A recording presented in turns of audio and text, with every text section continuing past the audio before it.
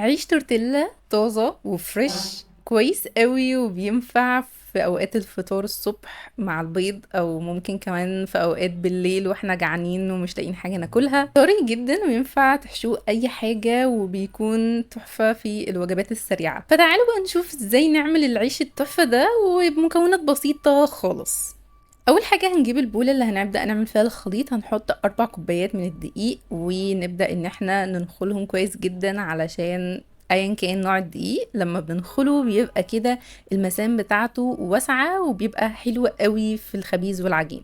واهم حاجه ننضف بعد ما نخلص علشان تبقى دايما الدنيا حوالينا نظيفه. خلصت هنبدا احط معلقه صغيره من الملح، معلقه صغيره من البيكنج باودر، وبعدين 4 معالق كبار من الزيت. وبعدين بقى هنقلب كويس كده بالمضرب اليدوي بتاعنا، ونقلبه شويه لحد ما اتاكد ان كل المكونات بقت متجانسه مع بعضها.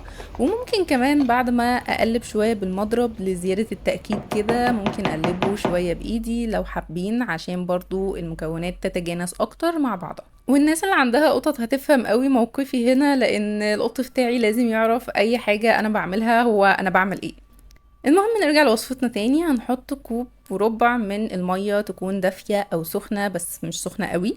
وبعدين بقى هنبدأ ان احنا نخلط العجينة بايدينا لحد ما تتعجن كويس. ممكن بقى في وقت ده ياخد 10 دقايق عجين او اكتر على حسب نوع الدقيق، بس نتأكد ان هي توصل في الاخر معانا ان هي تكون ما بتلزقش. نقعد نعجنها كده داير داير، وبعدين نغطيها بورق ستريب لمدة نص ساعة، نسيبها ترتاح على جنب. وده كده شكل العجينة بعد نص ساعة. شايفين كده لما بضربها بتكون ما بتلزقش خالص. الخطوة اللي بعد كده هرش الدقيق في المكان اللي هبدأ أفرد فيه العجينة.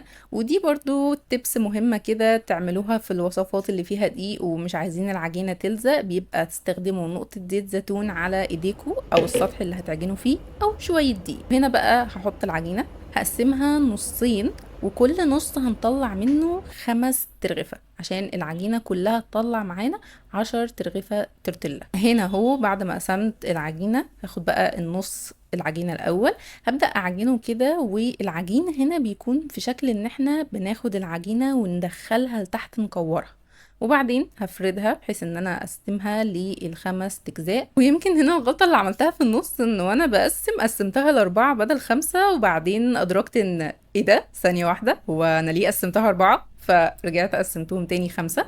المهم زي ما قلت لكم طريقة العجين، هناخد كده كل كورة احنا قسمناها، ونبدأ بقى نعجنها بحيث ان احنا نقعد ندخل من فوق لتحت، بحيث ان هي تبقى شكلها دايرة في الاخر.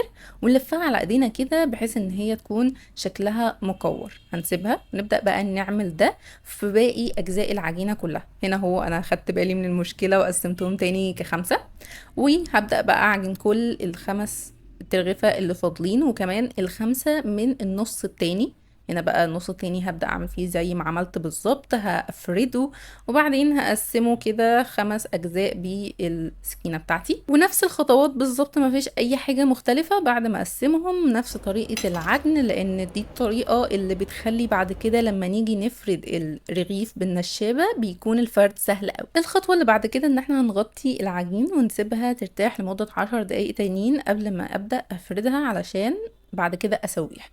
وزي ما قلت لكم بالظبط من شويه، مهم قوي ان السطح اللي بنكون بنعجن عليه يكون عليه دقيق، بحيث ان لما اجي افرد العجينه كده في الاول بايدي ما تلزقش في السطح او حتى في النشابه. وبس هبدا بقى افرد العجينه في كل اتجاه شويه، اشيلها والفها بحيث ان هي يكون شكلها في الاخر الى حد ما مدور. هو في الاخر شكلها مش هيكون منتظم قوي، ولكن هقول لكم ازاي نعالج المشكله دي. هبدأ برضو أكمل في فرد العجين، ممكن أفردها شوية بإيدي بحيث إن أسهل الموضوع شوية على نفسي، وبعدين أبدأ أكمل بالنشابة. ولو ملاحظين اهو، انا كل ما احس ان العجينة ممكن تلزق معايا بفرد بدقيق برضو تاني، علشان اتجنب ان العجينة تلزق معايا خالص. وده كده بعد ما وصلت ان هي حجمها بقى كبير الى حد ما زي ما انا عايزاه، هنجيب بقى اي طبق مدور عادي جدا احطه على العجينة، واخد بقى كده السكينة حوالين الطبق واشيل كل الزيادات دي. وما تقلقوش خالص على الزيادات اللي هنشيلها من كل العجين دي، احنا هنشيلهم وهناخدهم كلهم على بعض ونعجنهم تاني، نعمل بيهم ارغفة اكتر في الاخر. يعني ممكن اصلا العجينة تطلع معاكي باكتر من 10 ارغفة. فما تقلقوش خالص من الحتة دي، هو مفيش اي اهدار بيحصل، احنا عايزين نحافظ على كل حاجة بنعملها. وبعد كده بقى نشغل البوتاجاز على نار متوسطة، ونتأكد ان الطاسة اللي شغالين فيها تكون ما بتلزقش وتكون سخنة جدا قبل ما نحط العيش. وهتلاحظوا بقى انه زي ما انتم شايفين كده بعد شوية بتلاقوا ان هو استوى، بحيث ان هو يكون واخد يعني قرمشة بني كده خفيفة او ذهبي على الجنبين. كده هو خلاص تمام استوى كويس جدا، وممكن بقى نشيله. وبرضو لو حصلت معاكوا حادثة زي اللي حصلت معايا دي ما تقلقوش، يعني خليكوا كده قلبكوا جريء شوية وافردوها عادي جدا. هي كده كده العجينة المفروض ما تعجنش معاكوا. وبرضو لحد ما يبقى شكلها كده ذهبي كده ومستوي بالشكل التحفة ده، كده خلاص تقدروا ان احنا نشيل العيش من على البوتاجاز. الموضوع بسيط قوي ومش محتاج اي حاجة زي ما شفتوا علشان يطلع معاكم في الاخر 10 ترغفة او اكتر من عيش التورتيلا بالشكل التحفة ده. بينفع بقى في سندوتشات البطاطس او سندوتشات البيض او اي حاجة عايزين ناكلها كفطار او كعشاء بالليل. فعايزاكم بقى لما تجربوا الوصفة تقولولي استخدمتوها ازاي وطلع معاكم عامل ازاي. وبس كده.